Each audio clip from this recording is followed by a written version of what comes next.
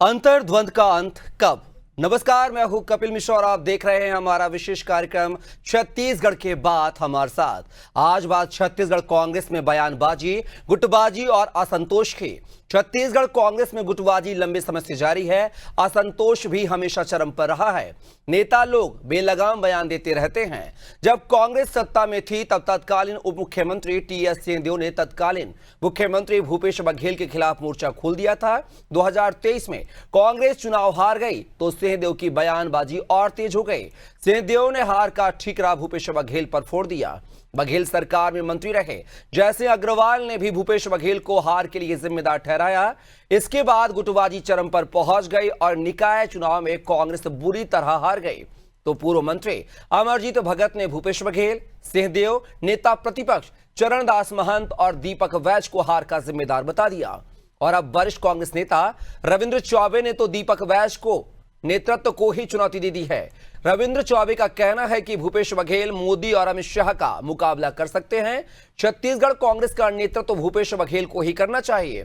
चौबे के बयान को जहां दीपक वैज ने निजी बयान बताया है तो वहीं उप मुख्यमंत्री अरुण साव ने तंज कसते हुए कहा है कि कांग्रेस में आंतरिक कलह का कोई अंत नहीं है। क्या दीपक वैज का नेतृत्व बघेल समर्थकों को स्वीकार्य नहीं है? क्या आगे चलकर भूपेश बघेल को ही मुख्यमंत्री पद का दावेदार माना जाएगा? और इस आंतरिक खींचतान का कांग्रेस को क्या नुकसान हो सकता है? आज की चर्चा इन्हीं मुद्दों की इर्द गिर्द रहेगी, लेकिन सबसे पहले आपको कुछ बयान सुनाते हैं। अब भारतीय जनता पार्टी मुझे लगता है आजकल कांग्रेस के कार्यक्रमों में ज्यादा दिखती है।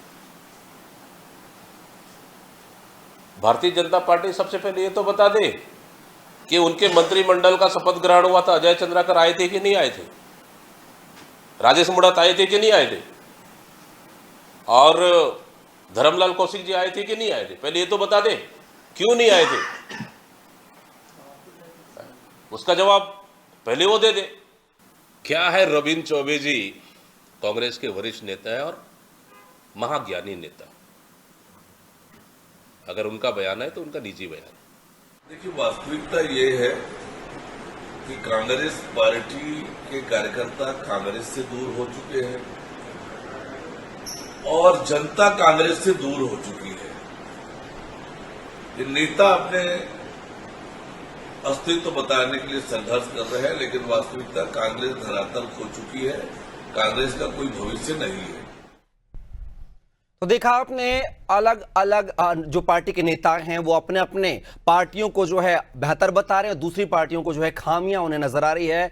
बीजेपी तो कह रही है कि अस्तित्व ही नहीं है कांग्रेस पार्टी का, तो वहीं पे कांग्रेस वर्सेस कांग्रेस की भी तस्वीरें बयानबाजियों को लेकर कई बार सार्वजनिक मंचों पर सामने आई हैं। साथ ही मीडिया में भी इस तरह की चर्चाएं, बात जो है आम हो गई थी। इस पूरे मुद्दे पर चर्चा करेंगे। हमारे साथ एक विशेष पैनल जुड़ा हुआ है, पहले परिचय करवा देता हूं। इस मुद्दे पर चर्चा के लिए हमारे साथ जुड़ गए हैं श्रुति शुक्ला जी जो कि कांग्रेस प्रवक्ता हैं, साथ ही नागेंद्र वर्मा जी जो कि वरिष्ठ पत्रकार हैं, और कुछ ही देर में जो हमारे साथ हैं दिनेश अग्रवाल जी जो कि बीजेपी प्रवक्ता जुड़ेंगे। फिलहाल श्रुति और नागेंद्र जी का बहुत बहुत स्वागत है हमारी इस चर्चा में। और मेरा पहला सवाल जो है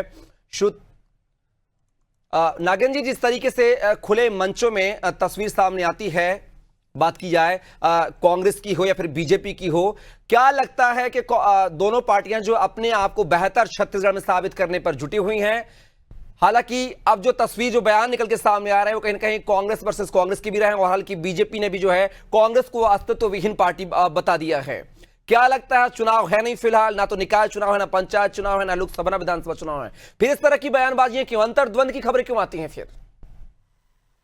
देखिए,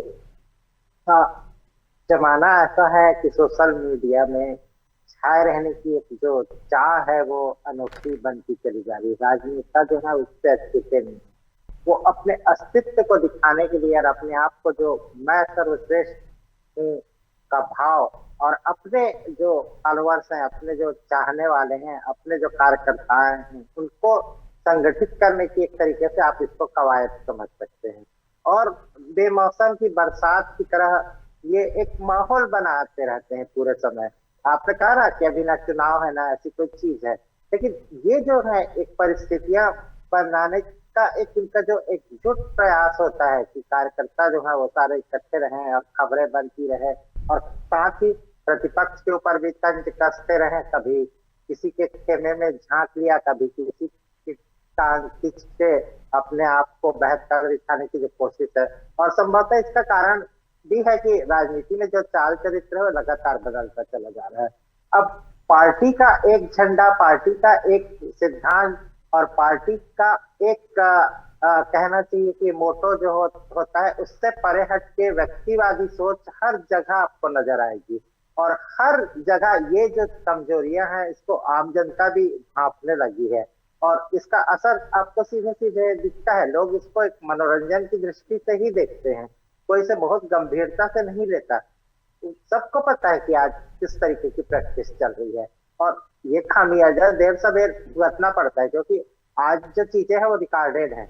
आपने कुछ कह दिया और जब चुनाव जब आएगा और आप सोचेंगे कि उस समय तक लोग भूल गए, तो ऐसा नहीं है। वो गाहे बगाहे वो पुराने जो ट्रिप्स हैं, वो रिकॉर्डिंग है, वो वापस आती है और उस समय फिर उन्हीं सब चीजों को लेकर शर्मसार होना पड़ता है। तब आपको अपने बयान को बार बार बदलना पड़ता है, ये जस्टिफाई करना पड़ता है कि नहीं, हमारा आशा ये नहीं था। लेकिन वो क्या था, इस पृष्ठभूमि को समझना समझाना बहुत ही कठिन हो जाता है। और सबसे बड़ी दिक्कत यह है कि अपनी पार्टी में अपने लोगों के बीच जो बातचीत हो रही है या जो कटाक्ष है वो अपनी जगह है, वो अंतर्द्वंद है और ये अंदर ही रहना चाहिए। लेकिन ये आजकल सार्वजनिक करने का एक प्रचलन सा हो गया है। साथ ही दूसरे के घर में झांकना, दूसरे के घर में बातें करना, ये भी थोड़ा सा जो पार्टी में एक राजनीतिक दल की एक सुचिता होती है, एक समझदारी होती है कि आप अपने उस पर काम करिए, जनता के हित के लिए आपको काम करना है, आपका अपना एक वजूद है। लेकिन आप दूसरे की लाइन पोटी करके क्रॉस मत करिए। बिल्कुल, कहीं ना कहीं जो अपनी जो खूबियां गिनाई, लेकिन दूसरों की खामियां गिनाने से पहले अपने आप को भी देखना होगा कि हमारे कुंभ में कितना सही कुछ चल रहा है या नहीं चल रहा है। चलिए, हमारे साथ जो है दिनेश अग्रवाल जी, बीजेपी प्रवक्ता, जुड़ गए हैं। दिनेश जी, बहुत स्वागत है आपका इस चर्चा में। और लगातार जो है अंतर्द्वंद को लेकर हम चर्चा कर रहे हैं, चाहे बीजेपी हो, कांग्रेस हो, सभी में इस तरह के अंतर्द्वंद की खबरें सामने आ रही है। भली बयान सामने जुबानी तौर पर आया ना आया, लेकिन तस्वीरें कुछ बहुत कुछ बयां कर जाती है। हाल ही में हमने संगठन पर्व को लेकर भी दिखा है, आपके यहाँ पे अजय चंद्राकर जी नाराज चल रहे थे, वो सम्मान जो है वापस करते हुए नजर आए थे। हालांकि कांग्रेस का भी जो रवैया इसी तरह का रहा है हर बार। भूपेश बघेल, पीसीसी चीफ दीपक बैच हैं और चाहे जो पूर्व उप मुख्यमंत्री टीएस सिंहदेव हैं, सभी में जो है अंतर्द्वंद की खबरें सामने आ रही है। एक दूसरे को ऊपर जो है सबने बयान दिए हैं। कैसे देखते हैं दिनेश अग्रवाल जी अंतर्द्वंद? क्या बीजेपी में अंतर्द्वंद है या नहीं है? दिनेश जी, आपको आवाज मिल रही है मेरी? शायद जो है संपर्क नहीं हो पा रहा। दिनेश जी से पुनः संपर्क स्थापित करने की कोशिश करेंगे।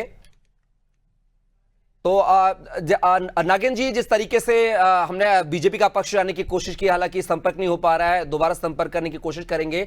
लेकिन क्या लगता है, जिस तरीके से, चलो बीजेपी में तो फिर भी जो है खुलकर बयानबाजियां सामने नहीं आती, संगठन पार्टी कही जाती है, अनुशासनात्मक पार्टी कही जाती है, लेकिन कांग्रेस उसके विपरीत जो है खुलकर बयानबाजी क्यों करती है? चाहे टीएस सिंहदेव हो, चाहे अमरजीत भगत हो, चाहे बात की जाए तो खुद भूपेश बघेल हो, हमेशा नेतृत्व को लेकर लड़ाई रही है। चाहे मोहन मरकाम को देखा होगा आपने, उनको हटा दिया था बीच कार्यकाल में, दीपक बैच को लेके आए हैं, उनसे भी असंतोष नजर आए हैं कहीं ना कहीं।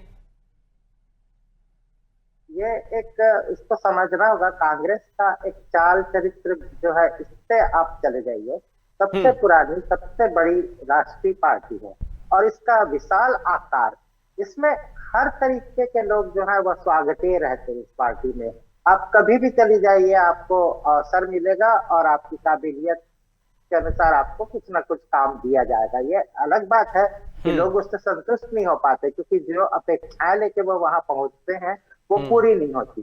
तो ये मैं देखते आ रहा हूँ अपने लंबे अनुभव से कि ये चीज इसमें बनी हुई है। दूसरी पार्टियों में किसी को सदस्यता देनी होती है तो उसके साथ बहुत सारा मतलब कहना चाहिए कि इसका परीक्षण होता है, उसकी बहुत सारी चीजों को आधार बनाया जाता है और उन सबको फुलफिल करना पड़ता है, कार्डर के हिसाब से उसको आगे बढ़ाया जाता है। लेकिन कांग्रेस में शॉर्टकट और पैराशूट तरीके से भी ऊपर जंप करके भी आने की एक सहज प्रवृत्ति हम लोगों ने देखी है। प्रशासनिक अधिकारी हो पुराने या कोई भी, वो पहले पहुंच जाया करते थे राजनीतिक पार्टियों में आफ्टर रिटायरमेंट। अब हालांकि ये परंपरा बीजेपी में भी शुरू हो गई है। तो ये चीजें जो आई हैं, और तभी भी एक और अनुभव है कि कांग्रेस में हर व्यक्ति अपने आप को सबसे पावरफुल, समझदार और सबसे ज्यादा मैं सोचता हूँ कि आम जनता से जुड़ा कार्यकर्ताओं का लोकप्रिय बताने का एक, उसके अंदर एक आत्म अभिमान पाया जाता है। मैं सर्वश्रेष्ठ की भावना जो है वो शुरू से रही है। कहना ये होता है कि कांग्रेस के पूरे कामकाज को, उसकी श्रेष्ठता को हर व्यक्ति अपने आप में मानना शुरू कर देता है कि वही कांग्रेस है। और ये जो भाव है, ये कहीं ना कहीं एक बहुत बड़ा अहंकार का कारण बनता है। आप इसको कहीं भी महसूस कर सकते हैं, किसी भी मीटिंग में कर सकते हैं, किसी भी सार्वजनिक स्थल में कर सकते हैं। वो अपने आप को एक अलग सिंबल, अपने अलग ढंग से ही अपने आप के वजूद को दिखाते हैं। और ये जब दो लोग आपस में टकराते हैं तो वो अहंकार के कारण कुछ ना कुछ इस तरीके की स्थितियां पैदा। नागी जी, दोनों पार्टी के प्रवक्ता हमारे साथ जुड़ गए हैं। अभिमन्यु मिश्रा जी कांग्रेस से हैं, साथ ही बीजेपी से दिनेश अग्रवाल जी हैं। दोनों मेहमानों का बहुत स्वागत है हमारी चर्चा में। पहला सवाल जो है मेरा, अभिमन्यु मिश्रा जी आपसे, लगातार कांग्रेस की बयानबाजियों को लेकर जो है नेता एक दूसरे पर खुलेआम मीडिया में बयानबाजियां देते रहे हैं। मैं 2023 के विधानसभा चुनाव से लेकर अब तक का जिक्र करूंगा, हर मोर्चे पर कांग्रेस के नेताओं ने खुलकर अपने नेताओं के खिलाफ बयानबाजी की है। चाहे पूर्व उप मुख्यमंत्री टी.एस. सिंहदेव हो, उन्होंने हार का ठीकरा भूपेश बघेल पर फोड़ा था, चाहे बात की जाए अमरजीत भगत की, तमाम ऐसे नेता हैं जिन्होंने जो है कांग्रेस पर, सिंहदेव पर या भूपेश बघेल पर या शरणदास महंत पर जो है खुलकर बयानबाजी की थी। हाल ही में बात की जाए जनधन को लेकर भी पीसीसी चीफ पूर्व मुख्यमंत्री के जन्म उत्सव में शामिल, उसको लेकर भी बयानबाजियां तेज हुई है। बीजेपी ने कहा कि सब कुछ ठीक नहीं है, अंतर कलह चल रही है। कैसे देखें इस अंतर्द्वंद को अभिमन्यु जी? जी, सबसे पहले तो आपको नमस्कार, आप सभी को, और आपके दर्शकों को भी नमस्कार। देखिए, पहले भी मैं इस बात को कहते आया हूँ कि पार्टी में हमारे सबको अधिकार है कहने का। अब सबके अलग अलग मत हो सकते हैं। हाँ, ये कहा जाए कि अगर भारतीय जनता पार्टी, जैसा कि अपने आप को बताती है, कैडर बेस्ड पार्टी है और कोई बयानबाजी पार्टी से अलग होकर नहीं करता है, ये दावा करती है, जबकि हम ऐसा कोई दावा नहीं करते। हम तो कहते हैं इस बात को कि हमारी पार्टी जो है वो लोकतांत्रिक पार्टी है और सबको अपना अपना जो विचार रखने का स्वतंत्रता है। तो विचार सड़कों पर रखा जाएगा, मीडिया के सामने रखा जाएगा?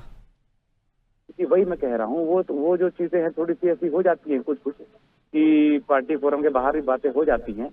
लेकिन ठीक है, मैंने जो कहा कि इसमें कोई कांग्रेस पार्टी की एकता पे या इस प्रकार का कोई फर्क नहीं पड़ता है।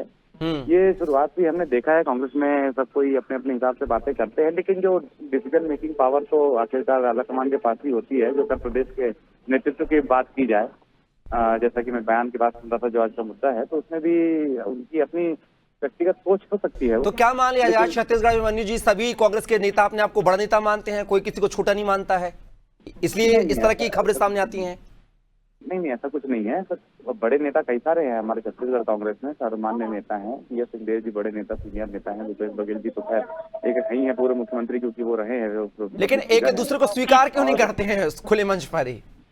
नहीं, स्वीकार करने वाली कोई बात नहीं है। मतभेद होते रहते हैं, लेकिन मनभेद इनमें कोई नहीं है। ये मैं आपको करना चाहता हूँ इस डिबेट के माध्यम से। सब कोई एक ही है, एक पटल पर है। हाँ, अपने अपने विचार सबके हो सकते हैं, जो कोई संदर्भ रखते हैं वो लोग, उसमें उसके अलावा कोई मनभेद वाली बात नहीं है कि एक दूसरे के खिलाफ कोई दुर्भावना रखते हो, ऐसी कोई बात नहीं। अरुण साहब कह रहे थे कांग्रेस अस्तित्व विहीन पार्टी है, उन्होंने बयान दिया आपकी अंतर्द्वंदता को लेकर। अब देखिए, अरुण साहब जी तो ये सब में आगे होकर बयानबाजी करते हैं। उनको अपने, बल्कि उनके विभाग में इतने सारे जो घोटाले और अनियमितताएं चल रही हैं, उसको लेकर कभी वो जवाब नहीं देते हैं। वो उल्टा कांग्रेस से सवाल करके, कांग्रेस के भीतर खानों की बात करके। तो देखिए, हमारा संगठन है, हम अपने संगठन को अपने हिसाब से देख लेंगे। आप अपने संगठन की बात कीजिए, किस प्रकार से चलना, क्या चल रहा है। फोटो गायब राजनीति भारतीय जनता पार्टी में बहुत चल रही है। जी। और दिनेश जी, साफ तौर पर आपने सुना है यहाँ पर अभिमन्यु मिश्रा जी को, हम अपने आपको देख लेंगे, अपनी पार्टी को देख लेंगे, पहले आप अपनी पार्टी को, अपने विभाग को देखिए, ऐसा कहना है अभिमन्यु मिश्रा जी का अरुण साहब के बयान को लेकर, अंतर्द्वंदता को लेकर। क्या कहेंगे, बीजेपी में सब कुछ ठीक चल रहा है, अंतर्द्वंद, अंतरकलह नहीं है कहीं पर भी? बीजेपी में कभी अंतरकलह और अंतर्द्वंद हो नहीं सकता, क्योंकि अभिमन्यु जी ने इस बात को एक्सेप्ट किया है। और मेरे नागेंद्र भाई ने भी बताया कि कांग्रेस में नेता है, कार्यकर्ता नहीं है। बीजेपी में कार्यकर्ता है, नेता नहीं है।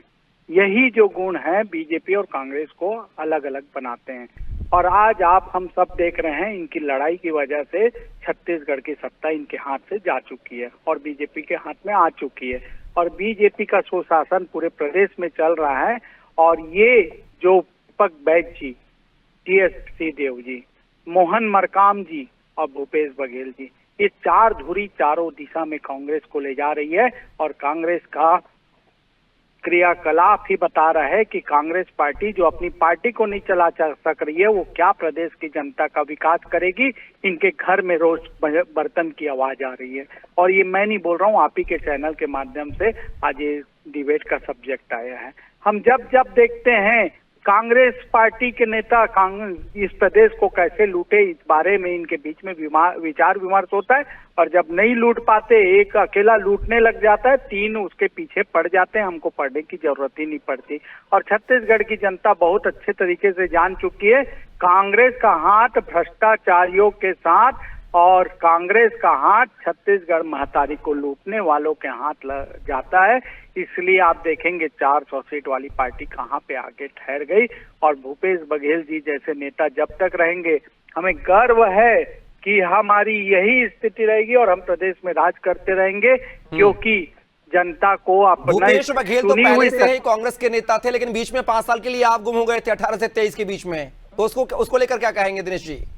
हम कभी गुम नहीं हुए। जब जब बात हुई चाहे गोबर घोटाला की, चाहे घोटाला की, चाहे पीएससी घोटाला की, हमने सड़कों में आम आदमी की लड़ाई को लड़ाए, कंधे से कंधा मिलाकर हमने बताया है लोगों को।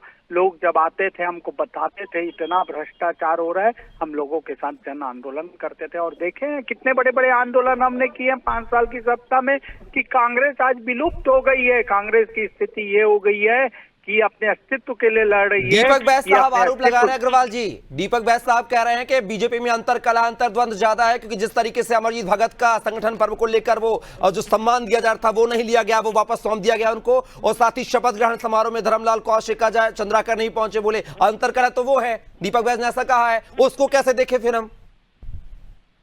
क्या है, अपने घर की अंतर कला को तो देख नहीं पा रहे हैं, दूसरे के घर की अंतर कला को बताने चले हैं।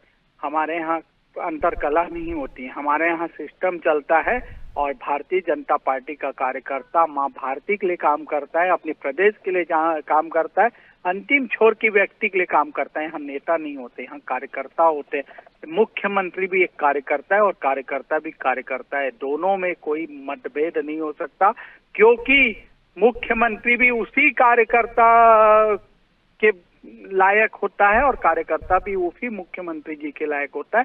इसलिए यहाँ समानांतर की सरकार चलती है। दिनेश जी, मैं आपको रोकना चाहूंगा दिनेश जी और साथी अभिमन्यु जी, साथी हमारे वरिष्ठ पत्रकार नागेंद्र वर्मा जी, एक मैं तस्वीर दिखा रहा हूं, दोनों ही पार्टियों के नेताओं की तस्वीरें हैं, सार्वजनिक मंचों की तस्वीरें, जरा हम उनको देख लेते हैं। ये देखिए पहली तस्वीर जो है संगठन पर्व की है, जहां पर अजय चंद्राकर साहब जो सम्मान लौटाते हुए नजर आ रहे हैं और कुछ बातचीत हो रही है, हालांकि वो बातचीत क्या है वो हम समझ सकते हैं कि नेगेटिव में बातचीत है। और दूसरी तस्वीर जो आपको दिख रही टीवी स्क्रीन पर वो रायपुर दक्षिण के उपचुनाव के प्रचार के दौरान की है, जहां पर भूपेश बघेल मंच पर रहते हैं, हाथ देते हैं, लेकिन दीपक बैज हाथ जो है नहीं करते हैं। तो देखा आपने, 2 तस्वीरें हमने आपको दिखाई हैं यहाँ पर।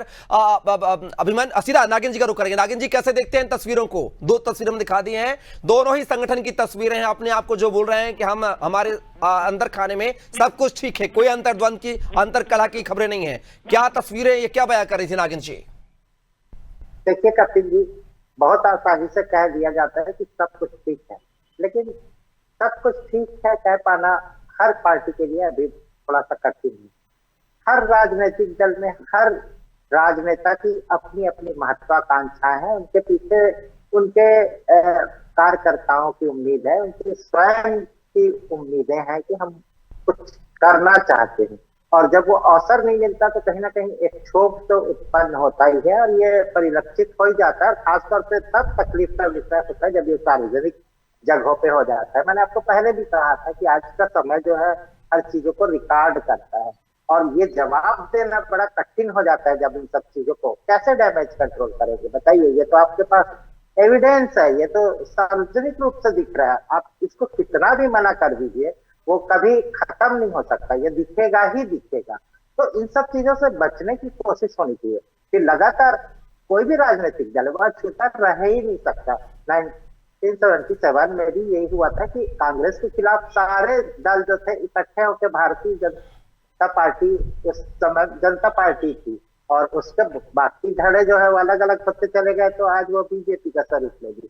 लगभग हम आज बीजेपी में भी वही चीजें देख रहे हैं कि लोग जब जुटते हैं तो उनके साथ उनकी अपनी महत्वाकांक्षाएं रहती है, उनके सारे कार्यकर्ता रहते हैं, और स्वाभाविक रूप से उनके सभी कार्यकर्ता तो उनके साथ उस राजनीतिक दल में नहीं आ सकते ना जो उनके साथ थे, लेकिन कहीं कहीं ये अंतरकला तो पैदा होगा ही होगा, और जब सबकी तुष्टीकरण की परिस्थितियां नहीं बनेगी तो कहीं ना कहीं असंतोष बढ़ता चला जाएगा, और राजनीतिक दल के जो परोधा है इन सब चीजों को फौरी तौर पे नहीं भांप पाते, और इसका खामियाजा आने वाले समय में आपको दिखाई देगा ही देगा। बिल्कुल नागिन जी और अभिमन्यु जी, साथ ही दिनेश अग्रवाल जी चर्चा का हिस्सा बने। आप तीनों लोग उसका बहुत बहुत शुक्रिया, धन्यवाद। तो देखना होगा कि अंतर कला की जो तस्वीरें हैं दोनों ही पार्टियों से खुलकर छत्तीसगढ़ में आती रहती हैं सामने। कांग्रेस में जहां खुलकर नामों को लेकर नाम के साथ बयानबाजी आती है, तो बीजेपी में जो है बिना नाम के बिना कुछ बयां के लेकिन तस्वीरें हैं सब कुछ बयां कर जाती हैं। इस तरह की तस्वीरें भी सामने आती हैं, लेकिन देखना होगा कि अब जो है हमारा मकसद था कि क्या कैडर इस पार्टियां दोनों राष्ट्रीय पार्टियां हैं, क्या अपने अपने नेताओं को समझाइश देकर अंतरकला अंतर्द्वंद की जो खबरें आती हैं उनमें लगाम लगेगी या नहीं, यह देखना दिलचस्प होगा। फिलहाल के लिए हमारी चर्चा में बस इतना ही। आप बने रहिए अनादि टीवी के साथ। नमस्कार।